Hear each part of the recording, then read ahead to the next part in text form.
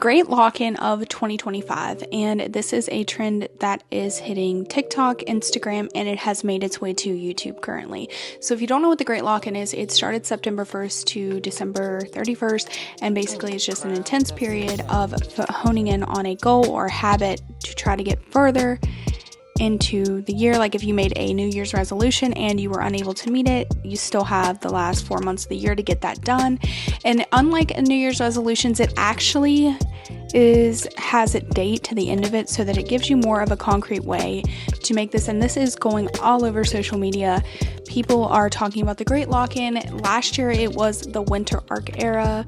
Now we are in the Great Lock-in. I think this is a very genius idea. I also think though that hustle culture could absolutely ruin this trend. So you don't have to absolutely use this trend to burn yourself out. You could actually use this to implement like slow mornings. Like you could be like, during the week I want to learn how to regulate my nervous system by 10 minutes of mindfulness exercises.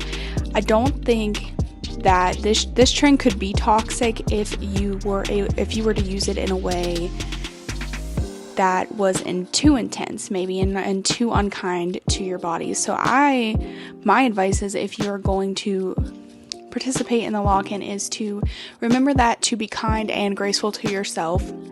Lately in the world we've had a lot going on, and to remember that you are a human being and your goals are super important, and it's amazing to lock in, but it's also amazing to be kind to yourself, and to remember that if you're burned out, you're not going to help anybody, and if you burn out before you reach your goals, you're not going to want to do it. So to make them sustainable in the long run of this whole challenge is to make them where they're not going to burn you out. Like, do not plan like 10 goals. I mean, you could, but 10 goals at one time sounds super intense. Or something that start off with actionable steps. Like if you want to lose 50 pounds, what you would do is you would break that down into steps. Like for instance, I want to eat healthy 3 days a week. I want to meal prep my lunch 3 days a week, and just start off with small actionable steps so you don't burn yourself out, because I really think that hustle culture can take this trend and make it super toxic if we're not sure. Now, like we have Gen Z like tearing up this trend on TikTok, video